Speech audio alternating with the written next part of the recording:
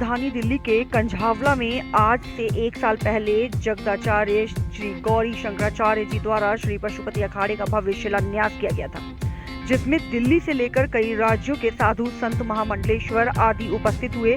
आपको बता दें कि इस शिलान्यास में राष्ट्रीय लोक जनशक्ति पार्टी के दिल्ली प्रदेश अध्यक्ष आनंद कुमार, राष्ट्रीय सचिव जियालाल अपने कई साथियों के साथ उपस्थित हुए थे। ठीक 1 साल बाद जब निर्माणाधीन श्री पशुपति अखाड़ा बनकर आधा तैयार हो गया तो गुरु पूर्णिमा महोत्सव 2024 का भव्य आयोजन किया गया। इस कार्यक्रम में क्षेत्रीय लोगों, महिलाएं, साधु संतों और राष्ट्रीय लोक जनशक्ति पार्टी के दिल्ली प्रदेश अध्यक्ष आनंद कुमार, पार्टी के राष्ट्रीय सचिव जियालाल सहित कई कार्यकर्ता पदाधिकारी उपस्थित हुए। सभी ने श्री गौरी शंकराचार्य जी का आशीर्वाद लिया। वहीं पत्रकारों से बात करते हुए श्री गौरी शंकराचार्य जी ने आए हुए सभी लोगों का धन्यवाद किया। वहीं गौरी शंकराचार्य जी ने बताया कि हमारे श्री पशुपति अखाड़े की ये 5वीं ब्रांच है। इस अखाड़े में एडमिशन की प्रक्रिया बहुत जल्द शुरू हो जाएगी। हम चाहते हैं कि देश का हर युवा हमारे इस अखाड़े में आए और धर्म की शिक्षा ले। हम इस अखाड़े में 2 फ्लोर में गुरुकुल बनाएंगे और बच्चों को अच्छी शिक्षा प्रदान करेंगे। वहीं राष्ट्रीय लोक जनशक्ति पार्टी के दिल्ली प्रदेश अध्यक्ष आनंद कुमार ने कहा कि इस अखाड़े में 1 साल पहले भी आया था। मैं मानता हूं कि इस तरह के अखाड़े की शुरुआत हमारे देश में जगह जगह हो गई हो तो हमारे देश के युवा कभी नहीं भटकेंगे। उन्होंने कहा कि सबसे अच्छी बात यह है कि श्री गौरी शंकराचार्य जी इस अखाड़े के 2 फ्लोर में गुरुकुल की भी शुरुआत कर रहे हैं। ये बहुत ही सराहनीय कार्य है। और क्या कुछ कहा सभी लोगों ने, आइए सुनाते हैं इस रिपोर्ट में। बहुत बहुत धन्यवाद। पहली बात तो आप लोग आज पशुपति अखाड़े में आपका आगमन गुरु पूर्णिमा महोत्सव पर बहुत बहुत धन्यवाद के पात्र हैं। हमने सितंबर में इसका नींव रखा था। उस टाइम देश विदेश के बहुत सारे संत लोग यहाँ आए थे और ये पशुपति अखाड़े का आज 3रा लेंटर डाल करके हम थोड़ा सा अंदर का प्लस्तर का कार्य चल रहा है। बहुत जल्दी यहाँ का कार्यक्रम संपन्न हो जाएगा। उम्मीद है कि 20 नवंबर को हम इसका आगे का कार्यक्रम समुद्घाटन कार्यक्रम करने का मन है। अगर ईश्वर की कृपा रही तब तक हम लगभग इसको फाइनल करेंगे। इस क्षेत्र से, इस भूमि से सनातन वैदिक धर्म का प्रचार प्रसार करने का जो हमने संकल्प लिया है, इसके लिए देश विदेश के सभी साधु समाज, आचार्य समाज, ब्राह्मण समाज या समाज के जो प्रबुद्ध लोग हैं, सब लोग हमसे जुड़ रहे हैं और बहुत जल्दी पशुपति अखाड़ा सनातन वैदिक धर्म को पूरे विश्व में स्थापित करेगा, ऐसा संकल्प हम लोग करते हैं। गुरुकुल की भी आपने शायद बात जी, ये हमारा जो है ना, ये और ऊपर का जो फ्लोर है, हमने गुरुकुल की ही व्यवस्था की है। 2 फ्लोर गुरुकुल के लिए है और हमारा गुरुकुल में एडमिशन का कार्य लगभग अब 1 महीने के बाद चालू हो जाएगा। हम लोग नया सत्र से गुरुकुल की स्थापना कर रहे हैं ताकि बच्चों के लिए कोई असुविधा न हो। हम कार्यक्रम पूरा करके ही बच्चों को यहाँ रखेंगे ताकि उनको कोई दिक्कत ना आवे।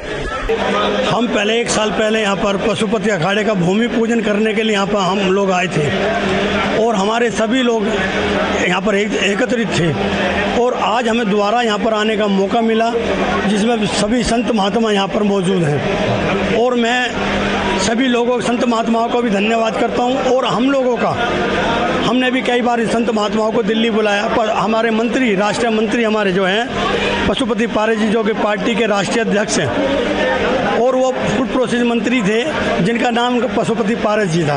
इस उद्देश्य से हम लोग यहाँ पर आए थे और भूमि पूजन हम लोगों ने किया था। मगर इत्तेफाक की बात ये रही कि जो ये पशुपति जो अखाड़े के नाम से जो पूरी हिंदुस्तान के अंदर इन्होंने जो नींव रखी, आज मेरे ख्याल से 6-7 स्टेटों के अंदर ये पशुपति अखाड़ा काम कर रहा है। और हम समय समय पर जब हमें याद करते हैं, पशुपति महामंडलेश्वर जी हमारे आदित्य पशुपति जी हैं, जब हमें याद करते हैं हम लोग यहाँ पर शरीक होते हैं और हमारे हम जो तन मन धन से हम लोग इनके साथ हैं। किसी भी तरीके से हमारा सहयोग जो पड़ता है हम अपने सुचारू रूप से निभाते हैं। जो अखाड़ा है इन्होंने शुभारंभ किया है, इस अखाड़े में लगभग जो युवा हैं जो क्योंकि जिम जा रहे हैं, तमाम जगह जाने की अखाड़े की जो नींव है वो वर्षों से चली आ रही है, कितना फ़ायदा होगा? इसमें पहले घोषणा की थी यहाँ के संत महात्मा जो महामंडलेश्वर ने, इसमें गुरुकुल भी मनाया जाएगा और गुरुकुल में शिक्षा दी जाएगी और ऐसे स्वास्थ्य के लिए भी कुछ उन्होंने प्रबंध किए थे, जो कि ये एक बहुत बड़े अपना संदेश जाएगा कि पशुपति जो अखाड़े के जो संस्थापक हैं हमारे आदित्य जी हैं, जो ऐसा काम कर रहे हैं एक बहुत अच्छा हिंदुस्तान के अंदर मैसेज जाएगा।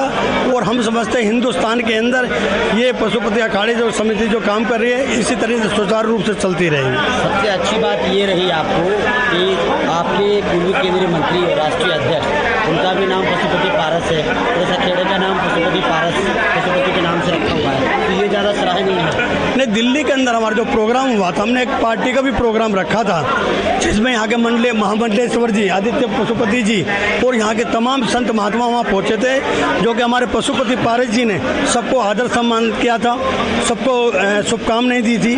और उन्होंने इस बात के लिए सबको आग्रह किया था कि हमारा जो भी यहाँ भी जरूरत पड़ेगी हम लोग पशुपति अखाड़े के हम साथ हैं और इन लोगों के संत महात्माओं के साथ हमेशा तन मन धन सब लोग साथ। क्या कुछ कहेंगे सर? पशुपति अखाड़े का आज शुभारंभ हुआ है, इससे एक साल पहले यहाँ शिलान्यास हुआ था। दरअसल पशुपति अखाड़े का ये शुभारंभ नहीं है। पशुपति अखाड़ा सदियों से नेपाल में कार्यरत था। जब से गुरुजी ने वहाँ की गद्दी संभाली थी उसके बाद भारत में ये शुरुआत की गई थी और करीब 3 साल पहले हमने इसको रजिस्ट्रेशन यहाँ भारत में कराया था। और ये जहाँ पे हम खड़े हैं इसका पिछले वर्ष जो है भूमि पूजन हुआ था। जनवरी में ये इमारत बननी शुरू हुई थी और आज यहाँ पे गुरु पूर्णिमा का कार्यक्रम रखा गया है। लगभग कितने पशुपति अखाड़े अभी तक बन चुके हैं? करीब 4 क्या मतलब 4 इसके संस्था के क्या कह लो बेंच हैं वो। एक नेपाल में मेन, दूसरा यहाँ, तीसरा हरिद्वार में और चौथा वृंदावन। किस तरीके से काम करता है पशुपति अखाड़ा? पशुपति अखाड़ा दरअसल ऋषि परंपरा से लोगों को दीक्षा देता है और जीवन सुखमय है उस चीज के विषय पे काम करता है।